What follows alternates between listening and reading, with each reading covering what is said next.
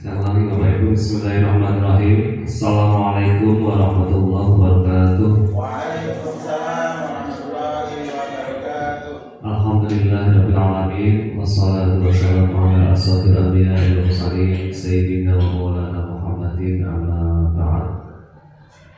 Bapak Ibu yang saya hormati, dari unsur kesiswaan ada Waka 3, kemudian nanti ada dari BK dan STP 2K. Kita bertahap Bapak Ibu karena ini Bapak Ibu guru juga masih ada yang mengajar, dan hari ini juga ada yang ikut lomba Agustusan tingkat Kecamatan Tirto. Alhamdulillahirrahmanirrahim, pada pagi hari ini kita bisa berkumpul bersama untuk sosialisasi Bapak Ibu ya, sosialisasi tentang budaya positif yang akan kita terapkan di SMK Ma'arif Tirto Kabupaten Pekalongan. Keduanya sholawat serta salam semoga tetap tercurah kepada baginda Nabi besar Muhammad SAW. Semoga kita semua yang hadir di sini mendapat syafaat dari beliau, amin ya rabbal alamin. Bapak Ibu, ini sudah ada yang hadir sambil kita berjalan, tidak apa-apa karena masih KBM. Jadi untuk pertemuan hari ini Bapak Ibu, ini materi yang kita ambil dari guru penggerak ya.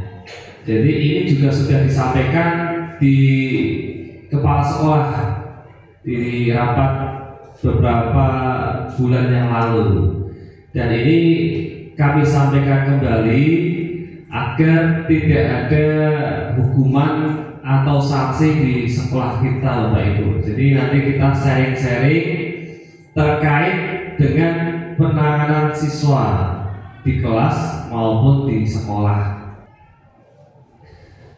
Nah, di antaranya budaya positif.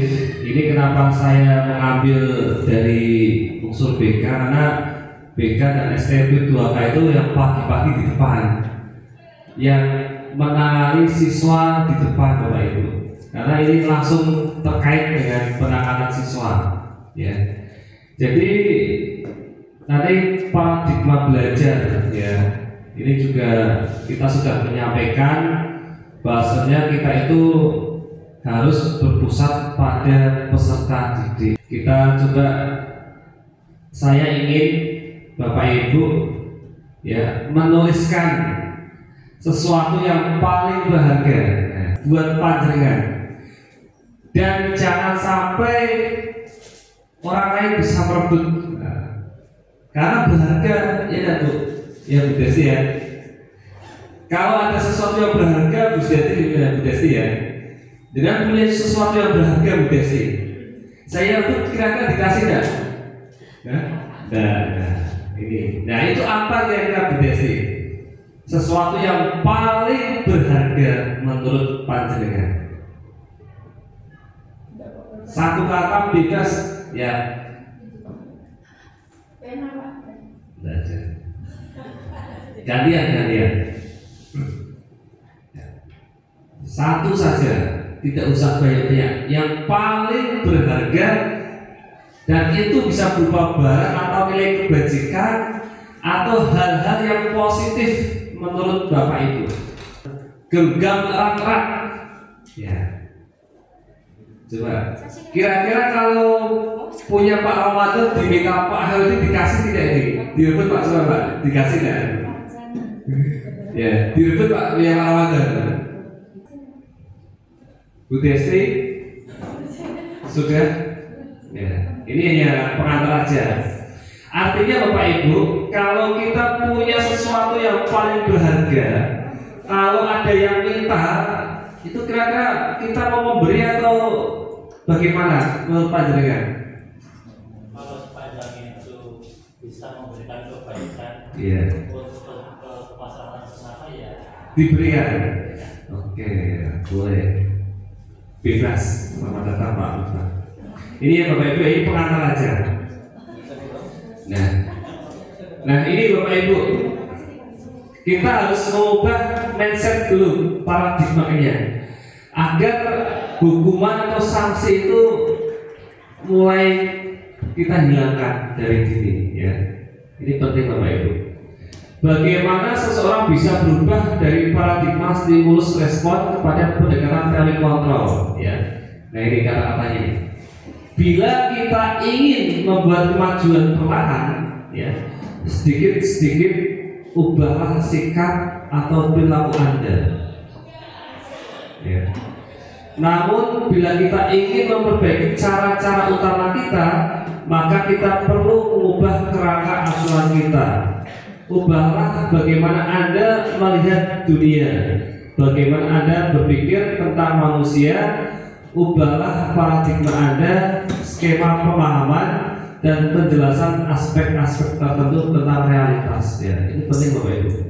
Ketika kita menangani siswa, ya, siswa yang terlambat, ya, kita itu harus sedikit-sedikit mengubah perilakunya, menanyakan bagaimana alasannya.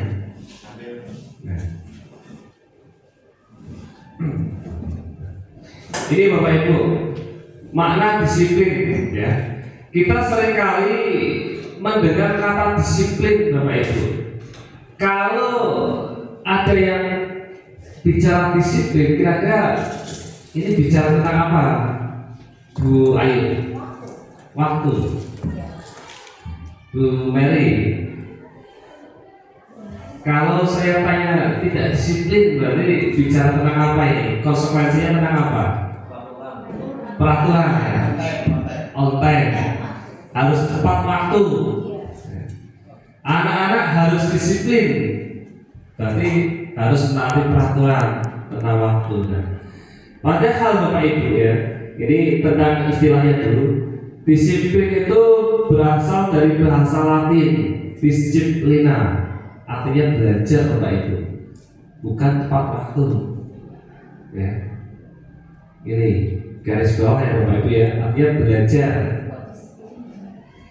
Disiplin diri membuat orang menggali potensinya menuju sebuah tujuan apa yang dia hargai, ya.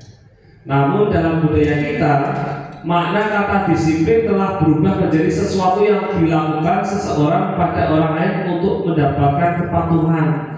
Nah, ini yang harus kita garis bawahi Bapak Ibu.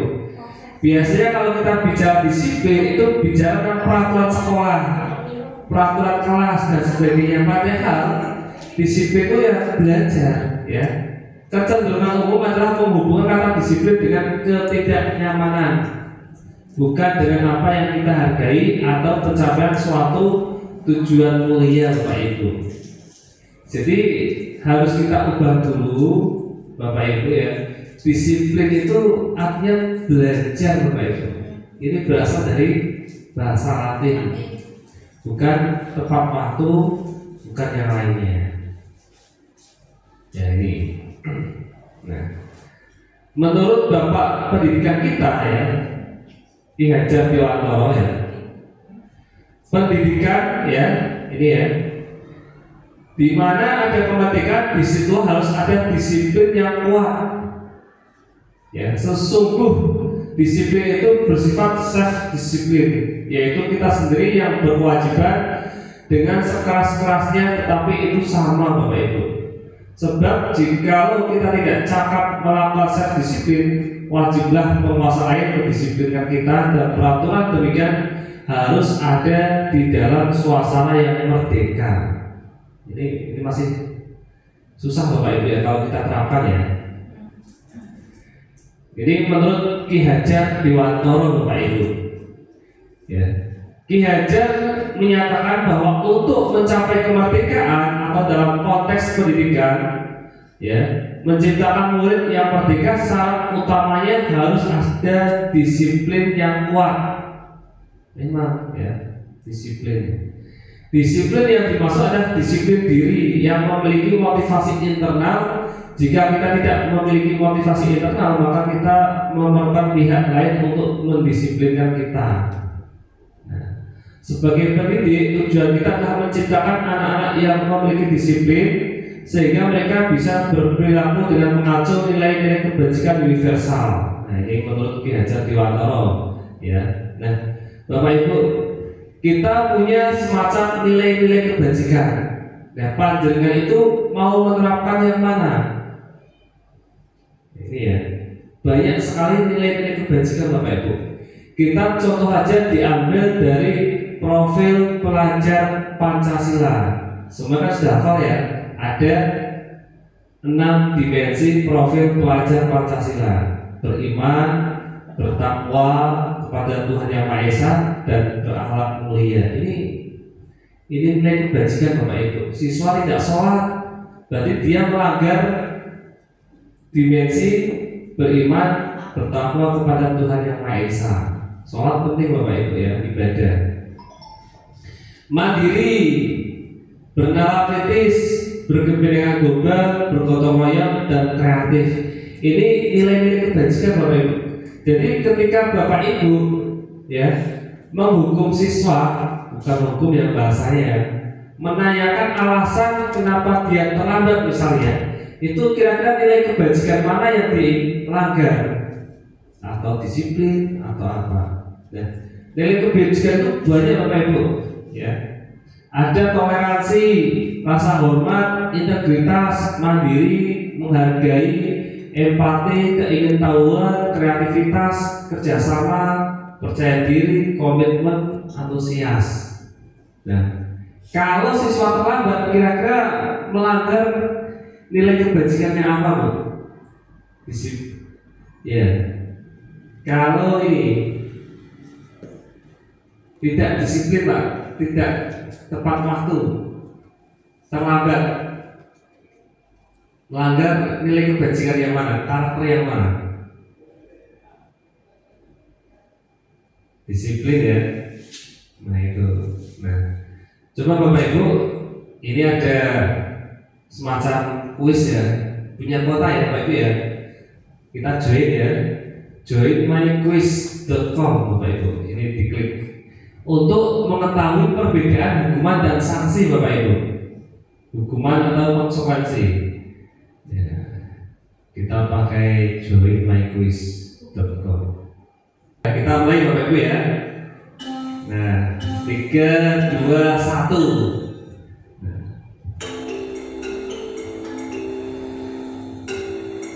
Lihatnya sini di HP panjenengan muncul nggak soalnya? Betul ya. Nah, duduk di bangku di pinggir lapangan pada jam istirahat, tidak bisa bermain oleh guru piket karena mencederai teman serta saat bermain di lapangan. Sanksi. Nah,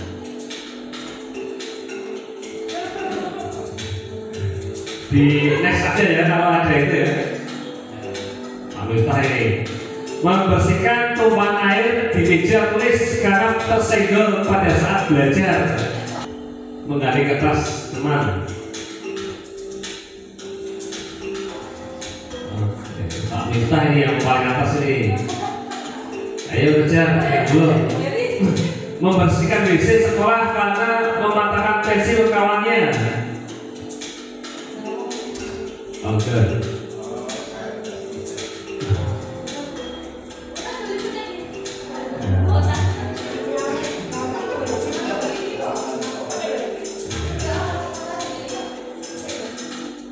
Betul berapa Bapak Ibu? Betul 5. Ya.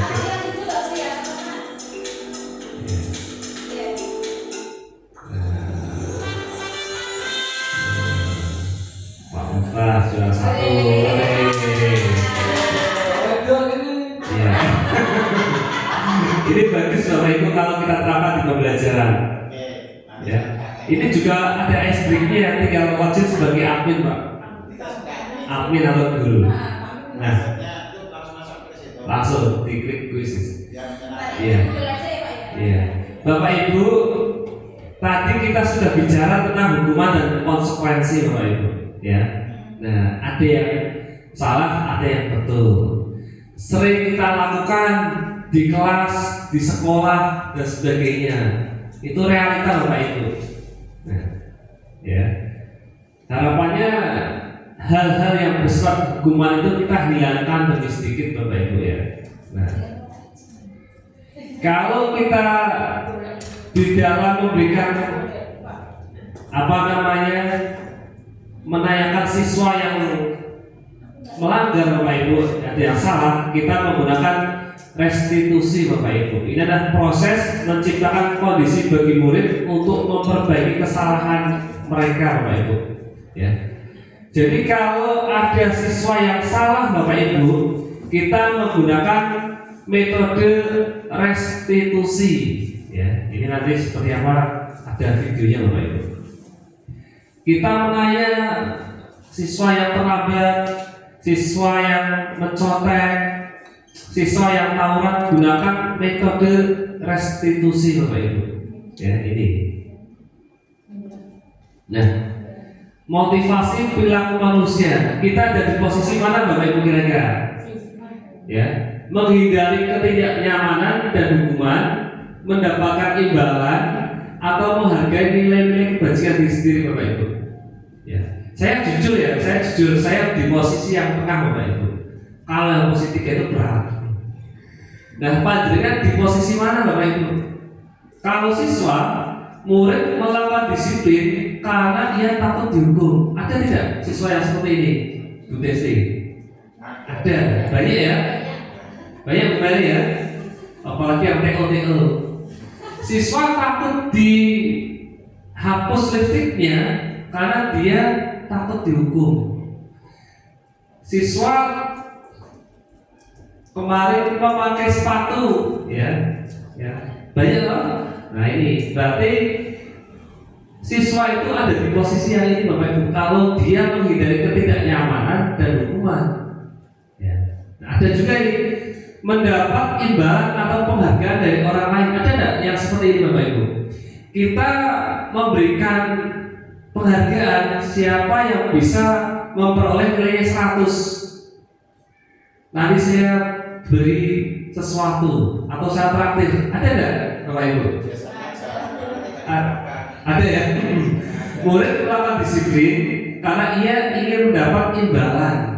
Ada tidak? Ada ya. Nah, yang terakhir Bapak Ibu, yang paling kita nantikan ini, menghargai nilai-nilai kebajikan tadi Bapak Ibu. Ya, ada kreatif, mandiri. Murid melakukan disiplin karena sadar akan nilai kebajikan dirinya. Ini ada tidak Bapak Ibu? Karena sadar, bukan dipaksa. Ada ya. Prosentasinya tidak banyak nama ya. Perbandingannya. Nah ini, jadi kita harus tahu Bapak Ibu, siswa yang melanggar itu ada di posisi mana dulu. Nah, gitu ya. Penghargaan menghukum mereka yang tidak mendapatkan penghargaan, misalnya dalam sistem ranking. Nah ini penting juga Bapak Ibu. Ya, ranking kan sekarang sudah tidak ada. Mereka yang mendapatkan ranking kedua akan merasa paling dihukum. Ya, saya kenapa tidak ranking 1? Itu baru ranking 2 Bapak Ibu, belum ranking 3, 4 ke bawah terus. Ya, makanya peringkat atau ranking itu sudah kita hilangkan ya dari kurikulum Merdeka. Memberikan penghargaan dan hukuman adalah hal yang sama karena keduanya mencoba mengendalikan perilaku seseorang. Ya tidak Bapak Ibu, hukuman, penghargaan. Karena orang pada dasarnya tidak suka dikendalikan. Dalam jangka waktu lama penghargaan akan terlihat sebagai hukuman. Nah, ini ya. Nah, ternyata Bapak Ibu, penghargaan itu juga bisa merusak hubungan. Ini real Bapak Ibu, ya. Termasuk di dunia kerja, di dunia sekolah, siswa itu juga bisa merusak hubungan.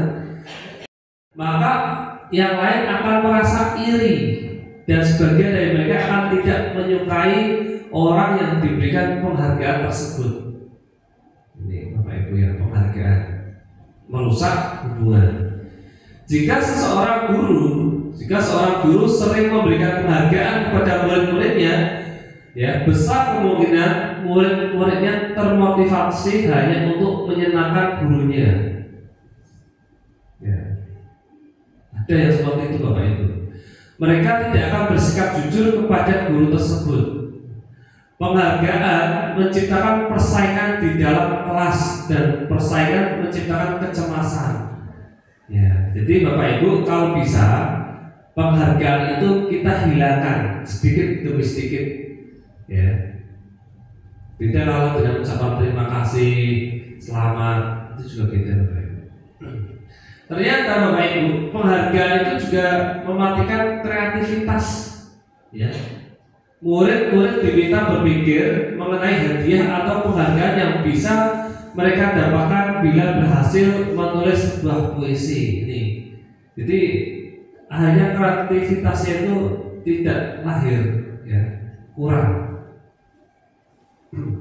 Nah ini Bapak Ibu keyakinan kelas. Nanti setelah ini kita akan belajar menangani siswa yang bermasalah. Jadi tadi kita sudah tahu disiplin positif. Nah sekarang keyakinan kelas.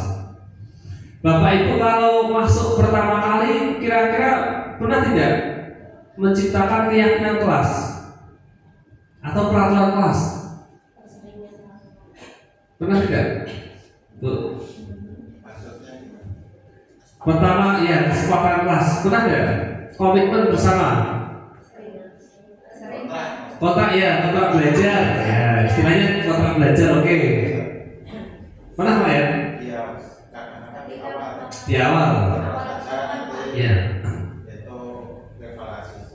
Nah, kita nanti Bapak Ibu kalau bisa peraturan kelas atau yang sering kita dengar yang lain itu diubah menjadi istilahnya Pak, keyakinan kelas. Keyakinan kelas. Mengapa keyakinan kelas? Mengapa tidak peraturan kelas Pak? Nah ini istilah yang ada Pak. Kenapa keyakinan kelas? Kenapa tidak menggunakan peraturan kelas? Nah ini kata-kata baru muncul Pak. Iya, baru ini. Baru jadi belum familiar diucapkan di siswa. Aku, iya. Mungkin pencapaian bisa lah di dalam kelas. Nah ini alasannya ini. Nah ini alasannya. Jawablah pertanyaan berikut Pak. Nah ini. Mengapa kita memiliki peraturan tentang penggunaan helm pada saat mengendarai kendaraan roda 2? Alasannya kira-kira apa Bu? Kalau jenengan menggunakan helm demi apa Bu? Ya, demi keselamatan ya. Nah, demi keselamatan. Ya, boleh. Alasan yang lain biar tidak kena tilang.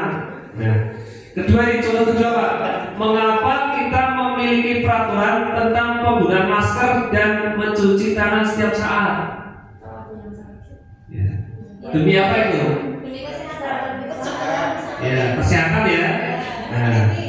Nah, Bapak Ibu, nilai keselamatan atau kesehatan ini yang disebut sebagai suatu keyakinan, ya. Atau nilai-nilai kebajikan universal yang disepakati secara tersirat. Tadi kan nilai kebajikan banyak banget ya. Beriman, bertakwa, mandiri, kreatif. Nah, ketika ada siswa mengendarai motor tidak menggunakan helm, itu kan demi keselamatan. Nah, kita komit Bapak Ibu ya, ubah istilah peraturan kelas menjadi keyakinan kelas. Nah ini ya. Ini nanti ditempel Bapak Ibu, ditempel di kelas, keyakinan kelas. Iya keyakinan. Karena nanti jadi dengan percaya. Nah. Ya nanti alasannya kenapa kita lihat dulu ya Bapak Ibu ya. Nah.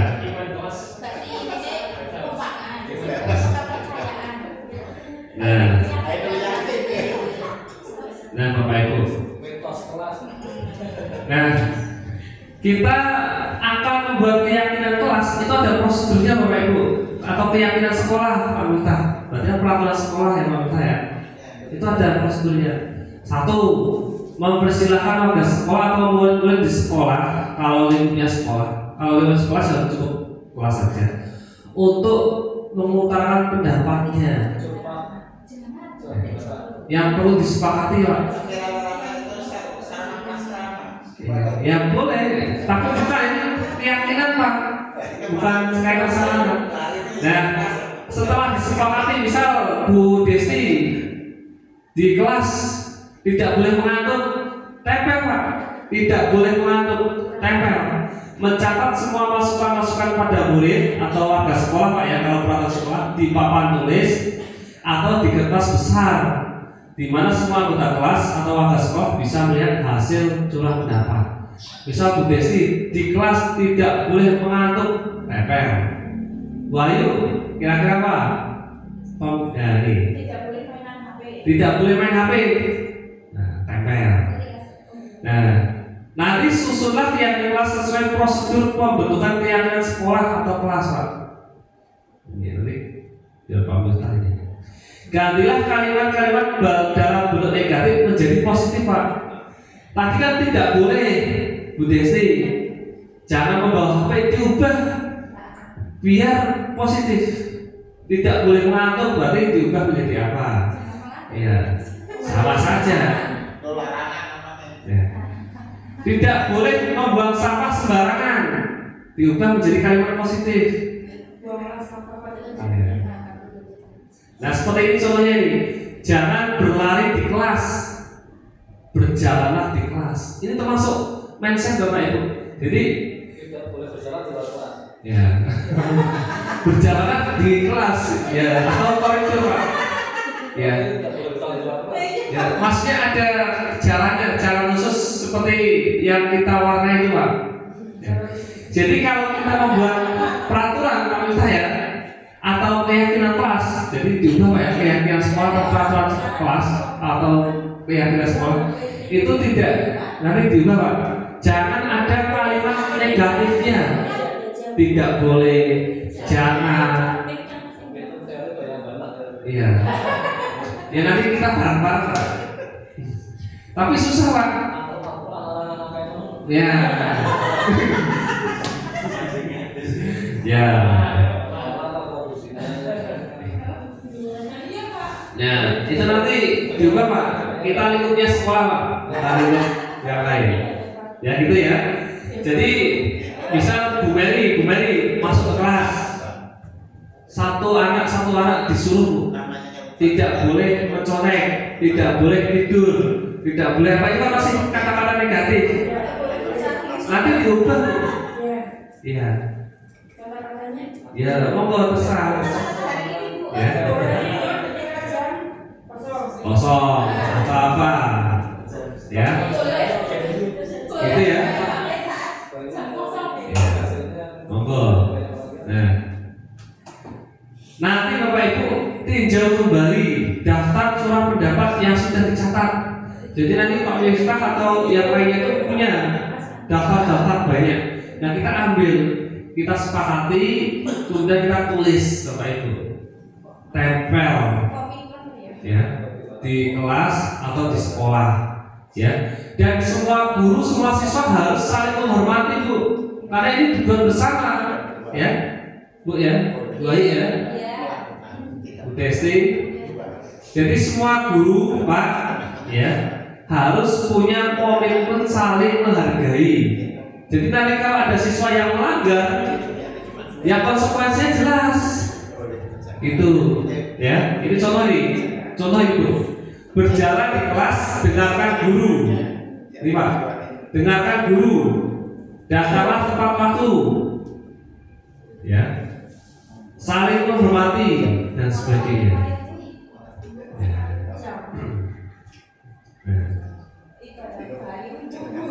Nah ini, kalau sudah Bapak Ibu tinjau ulang keyakinan kelas atau sekolah secara bersama-sama. Jadi kalau dalam lingkup kelas berarti ya satu kelas. Tapi kalau dalam lingkup sekolah kayak Pak Miftah peraturan sekolah, ya harus ditinjau semuanya. Baik itu siswanya, gurunya, harus ada yang mewakili. Ya, ya boleh. Ya, ini contoh saja. Nah ini Bapak Ibu, kalau dulu kan kita bicara kesepakatan kelas ya, gimana ya?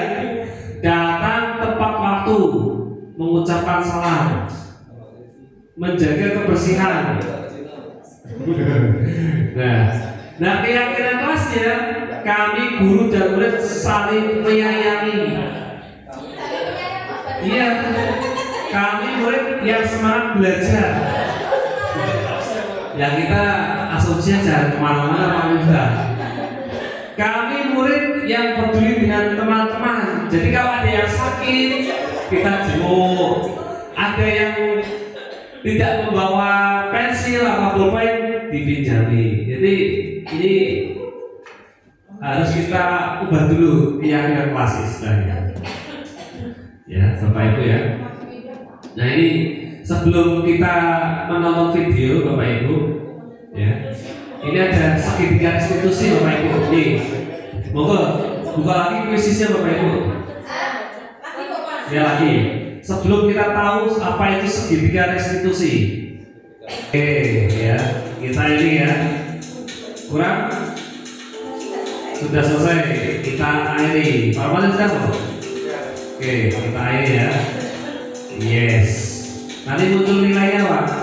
Ini juga untuk ulangan harian, UTS, dan ya.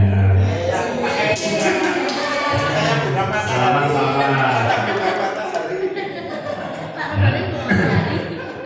Bagus ya. Ini bisa dicoba Bapak Ibu ketika melaksanakan ulangan harian atau kuis atau yang lainnya banyak Bapak Ibu. Bisa. Jadi kan di situ itu sudah ada soal-soalnya, tinggal pilih-pilih aja Bapak Ibu. Ya, banyak pilihannya. Kita ambil lain contoh copy paste ibaratnya. Dan kita lanjut. Tadi di kuisis ya Bapak Ibu ya, kita sudah tahu posisi Bapak Ibu ya, kira-kira sebagai penghukum atau teman atau manajer dan sebagainya. Tapi yang kita nanti-nantikan Bapak Ibu, panjenengan itu sebagai manajer Pak, bukan sebagai penghukum atau bukan sebagai teman.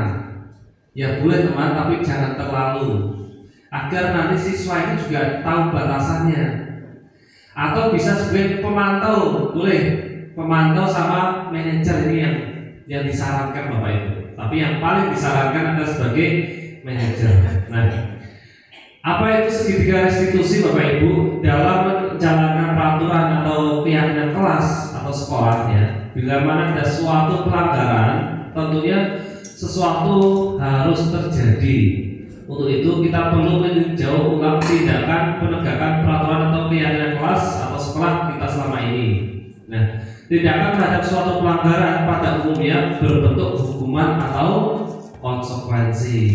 Itu tadi ya, bisa hukuman atau konsekuensi. Nah, kalau bisa ya tadi Bapak Ibu kita hindarkan hukuman. Nah, restitusi ini adalah proses menciptakan kondisi bagi murid untuk memperbaiki kesalahan Bapak Ibu. Jadi kalau ada siswa yang melanggar, ketemu panjenengan, kita gunakan metode restitusi Pak. Nanti ada teknis percakapannya, contoh percakapannya. Jadi kita menggali biar siswa itu sadar, bukan memberikan sebuah hukuman atau sanksi, gitu ya. Ini di BK ada nggak yang seperti itu kembali? Restitusi, bukan iya. Tapi restitusi, ya itu teknis Pak, teknis. Ya kalau ini metodenya Pak, metode untuk menciptakan kondisi bagi murid agar bisa memperbaiki kesalahan mereka percakapannya. Nanti ini contohnya ini. Nah ini contoh Bapak Ibu. Ya.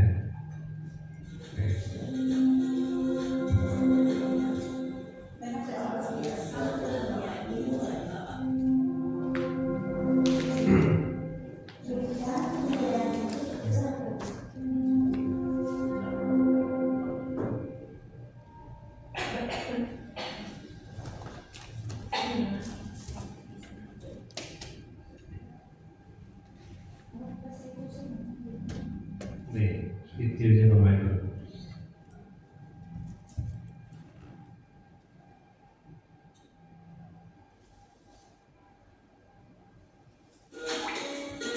Karena kita simak dulu. Salam bahagia Ibu dan Bapak Guru hebat.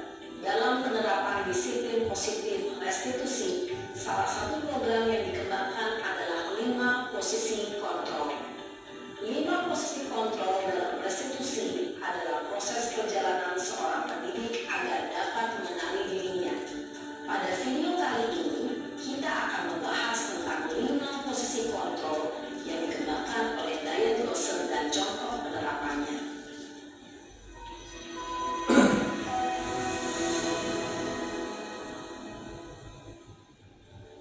Posisi kontrol itu adalah 1. Posisi penghukum, 2. Posisi pembuat merasa bersalah, 3. Posisi teman, 4. Posisi pemantau atau monitor, dan 5. Posisi manajer. Untuk lebih memahami kelima posisi tersebut, mari kita saksikan kasus Naren yang terlambat hadir 20 menit di sekolah.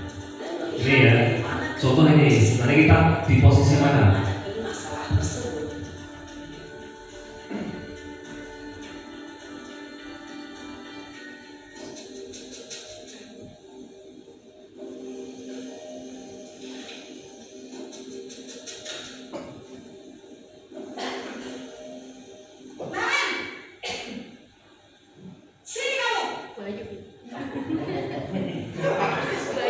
Siapa ini? Siapa ini?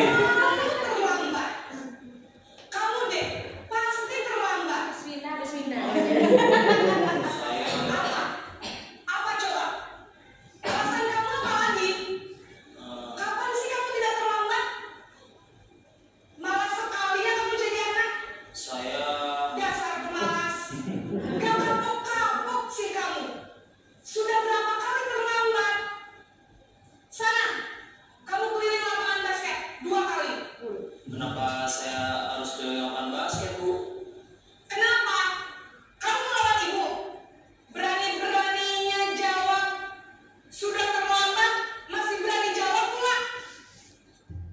Sekarang, keliling lapangan basket 5 kali sekalian. Biar kapok. Cepat. Pergi sana ke lapangan basket. Posisi Ini kira-kira siapa ini? Kita bisa bertanya pada diri sendiri Bapak Ibu ya. Kita ada di posisi mana kira-kira? Yang sering kita lakukan apa metodenya? Nah, biasanya berbicara dengan nada tertentu, menghasut, menunjuk-nunjuk, menyakiti, dan menyindir. Hukuman bisa berupa fisik dan psikis. Ibu dan Bapak Guru hebat. Dampak yang terjadi pada murid jika berada pada posisi penghukum adalah murid cenderung akan memberontak, bahkan menyimpan dendam. Tidak menyukai guru atau pelajarannya bisa jadi. Jadi yang kedua posisi pembuat merasa bersalah. Ya.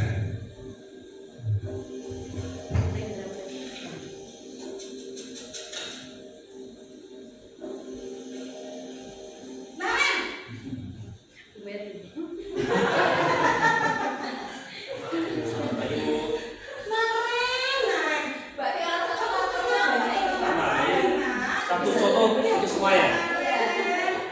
Kamu senang ya banyak yang susah ya?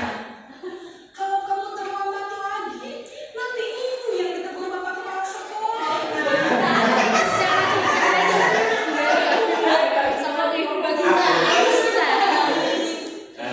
Kami perhatikan. Bu Gusti Naren. Kamu senang ya ibu dia. Sekarang ibu harus tulis apa ya? Absen. Sambil Ini diperhatikan. kamu sudah sering terlambat dong. Ibu harus apa coba? Maaf sekali. Ya sudah, lain kali jangan bikin ibu susah lagi ya nak ya. Tidak akan kuat lagi kalau begini terus. Bisa jantung lagi kalau ibu tegur bapak kepala sekolah. Sana cepat kelas. Maaf sekali.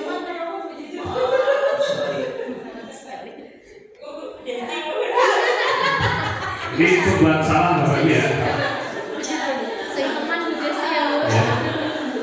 Namun kata-kata yang diutarakan membuat murid merasa menjadi orang yang gagal. Ini kekurangannya. sendiri, merasa tidak berharga, dan tidak sanggup membahagiakan orang lain. Ketika guru mengambil posisi pembuat rasa bersalah, murid akan menganggap dirinya yang bersalah dan ia akan menyimpan emosi negatif tersebut di dalam dirinya. Jadi tadi ya, sekarang posisi teman Bapak Ibu. Ada yang seperti ini juga.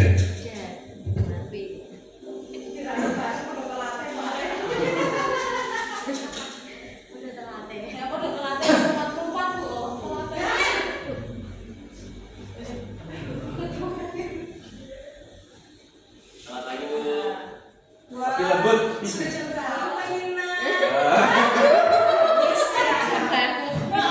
Telat lagi ya sayang. Saya belum membangunkan saya Bu. Kamu bukannya anak yang larinya paling kencang. Kok lambat sih? Iya Bu, saya memang terlambat bangun tadi. Iya, Jadi nggak apa-apa. Masuk aja sana, nggak apa-apa. Ya sudah sana. Nanti lain kali larinya lebih kencang lagi ya. Biar nggak terlambat lagi. Ya mari kita ibu demi ibu. Bisa kan? Bisa lah Bu. Ya sudah sana ke sekolah. Ibu beresin urusan absen kamu. Kamu ini ada-ada saja. Ini sebagai teman Bapak Ibu ya. Dalam posisi teman, guru berbicara dengan nada suara ramah, akrab, cenderung bersenda gurau untuk menjaga suasana tetap santai. Murid akan merasa senang, aman, dan akrab dengan guru. Identitas yang tercipta adalah identitas sukses atau berhasil.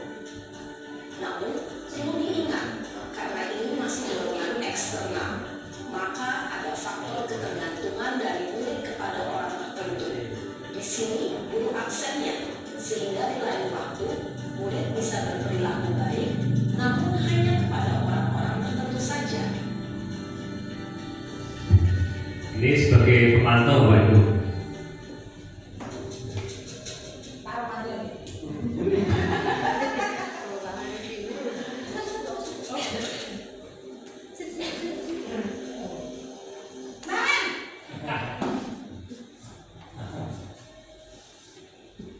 Selamat pagi Bu.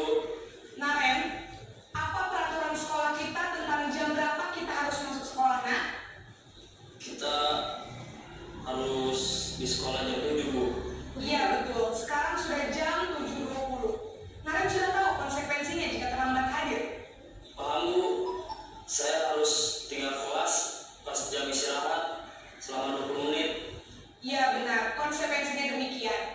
Jadi nanti jam 9.30 pas istirahat, kamu harus tinggal di kelas, kerjakan tugas tambahan untuk ketertinggalan kamu, ya?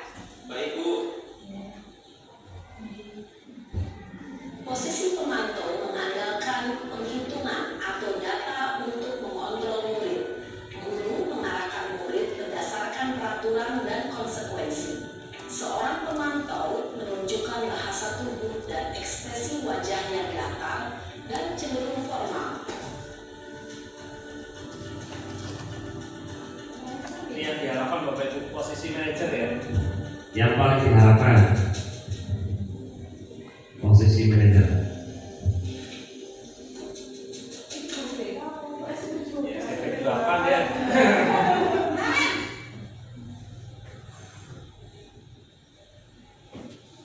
Selamat pagi Bu. Selamat pagi, Naren. Maaf Bu, saya terlambat. Iya, sekolah masuknya jam 7, sekarang sudah jam 7.20. Jadi sekarang bagaimana ini, Naren?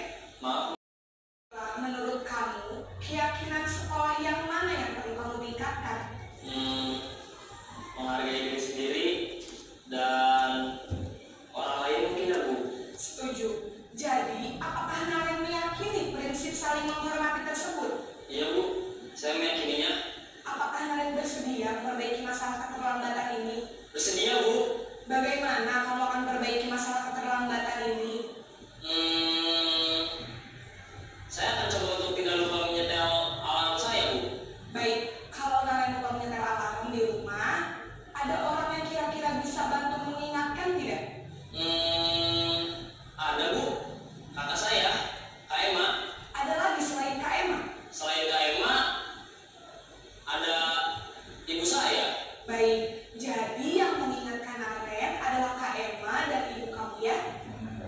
kira-kira akan mulai setel alarm kapan nih Naren?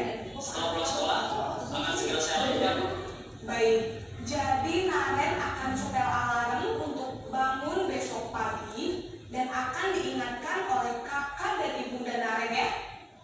Ada lagi yang mungkin perlu dilakukan Naren?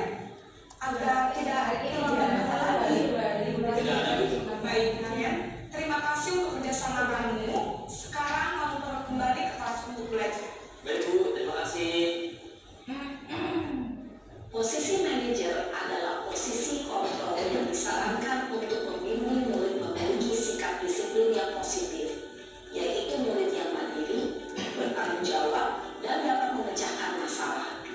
Tujuan dari posisi ini adalah agar murid dapat berefleksi atas tindakannya. Guru akan dengan tulus memberikan pertanyaan-pertanyaan bermakna, sehingga membuat murid dapat belajar dari kesalahannya dan mencari sebuah solusi untuk menyelesaikannya. Ibu dan Bapak guru hebat, setelah mengamati adegan kelima posisi kontrol tadi, kira-kira posisi mana yang paling ideal? Posisi mana yang dapat menunjang motivasi intrinsik murid? Ya, tentu posisi manajer. Posisi ini memang posisi ideal yang ingin dituju setiap pendidik. Pada posisi inilah, guru dapat menerapkan disiplin positif yang berpihak pada murid, yang memerdekakan murid. Perjalanan seorang pendidik tentunya tidak mudah untuk sampai pada posisi seorang manajer. Namun, tujuan kita pasti, yaitu menciptakan murid-murid yang mandiri, merdeka, dan bertanggung jawab. Semoga penggambaran 5 posisi kontrol yang telah diperlihatkan ini dapat menjadi ajang refleksi bagi kita semua, agar dapat terus mengasah dan menerapkan disiplin positif yang memerdekakan murid. Mari terus berlatih dan bersemangat. Selamat menerapkan. Salam dan bahagia Ibu dan Bapak guru hebat.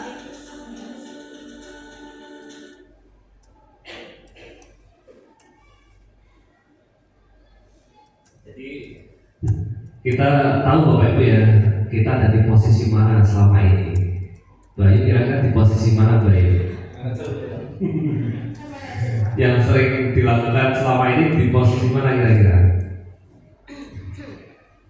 Penghukum, pembuat rasa bersalah, teman, pemantau, atau manajer? Saya sekarang harus apa? Iya harus ya, manajer. Bu Mary kira-kira di posisi mana Bu Mary? Manajer dong. Manajer, luar biasa. Bu Desi? Manajer juga. Manajer ya, manajer perusahaan.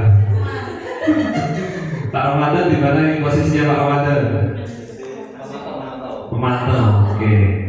Jadi Bapak Ibu, ini posisi kita sebagai ya guru ya, tidak di kelas, tidak di luar kelas.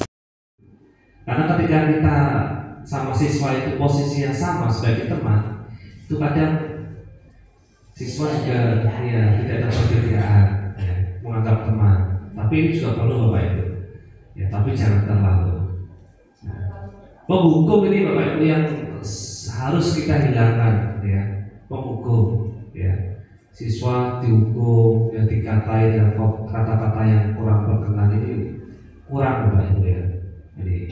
Jadi mulai sekarang ya, mulai besok Bapak Ibu, tidak hanya di kelas, tidak hanya di depan gerbang, posisikan Bapak Ibu dalam posisi yang mana ya. Ini panjenengan sudah tahu ini ya, ada 5 posisi kontrol restitusi ya. Penghukum, pembuat rasa bersalah, teman, pemantau, atau manajer. Masing-masing punya tipe cara yang berbeda-beda dan hasilnya juga tentu berbeda Bapak Ibu. Ini ya, tadi dalam bentuk video, sekarang dalam bentuk ya teks. Kasusnya ini Bapak Ibu, siswa tidak memakai atribut lengkap saat upacara. Ini beda-beda Bapak Ibu ya. Kalau dia sebagai penghukum, kalimatnya berbeda konteksnya ya. Patuhi aturan sekolah lalu berdiri di depan barisan. Ada tidak yang seperti itu? Siswa tidak memakai topi misalnya. Ada guru ke depan, siswanya ditarik maju ke depan menghadap ke siswa. Pernah nggak ada seperti itu? Pernah Pak ya? Pernah ya? Nah itu kira-kira kalau dalam posisi ini siswa akan seperti apa? Malu tidak Pak? Diambil siswanya, ditaruh, suruh ke depan menghadap ke siswa. Malu tidak Bapak Ibu? Jangan ya. Ini juga pernah kita lakukan Bapak Ibu. Tapi karena kita sudah tahu ilmunya, jangan sampai kita di posisi penghukum. Nah, pembuat rasa bersalah. Nah ini ada.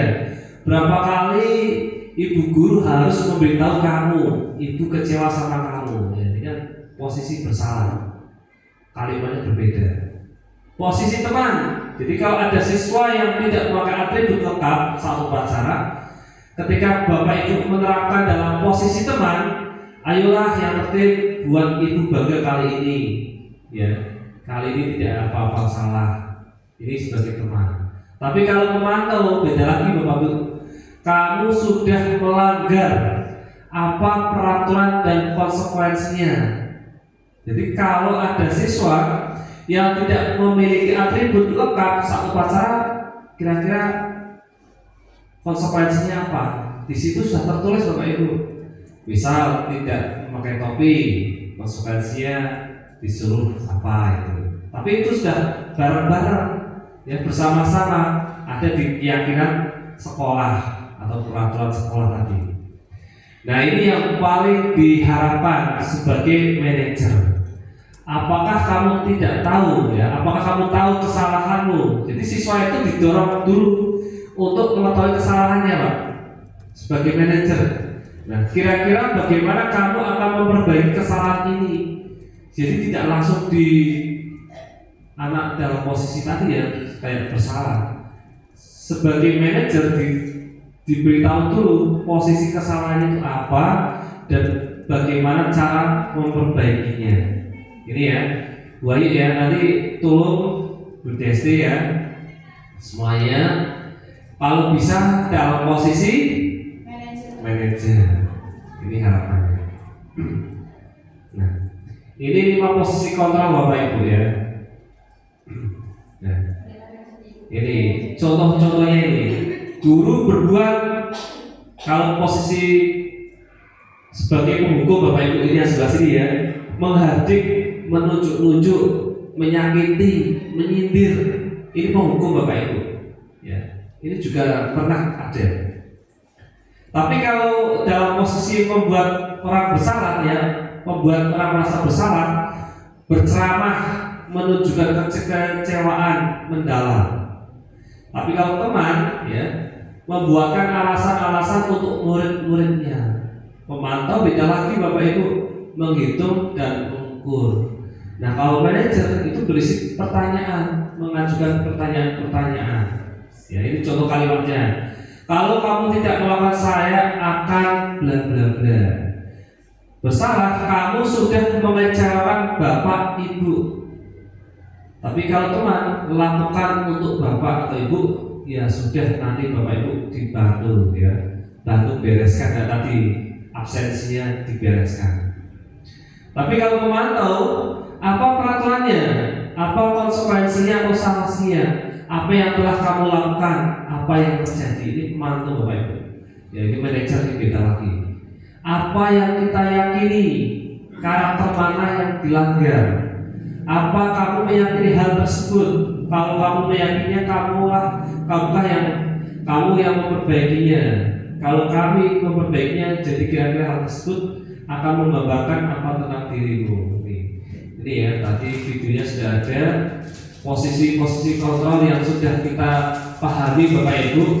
Harapannya panjenengan ada di posisi manajer. Hasilnya Bapak Ibu, hasilnya ya, kalau siswa di posisi penghukum memberontak Bapak Ibu, dendam, menyalahkan orang lain. Kalau orang merasa bersalah, menyembunyikan, berbohong. Teman itu ada sifat ketergantungan. Tapi kalau pemantau menyesuaikan bila diawasi. Nah ini yang manajer ini karakter Bapak Ibu kembalinya. Nah murid berkata, kalau pemantau, ya, kalau penghukum, saya tidak peduli membuat orang merasa bersalah, maafkan saya. Teman, saya pikir Bapak Ibu teman saya, jadi teman ya. Kalau pemantau, saya akan dapat berapa bintang kalau melakukan hal tersebut.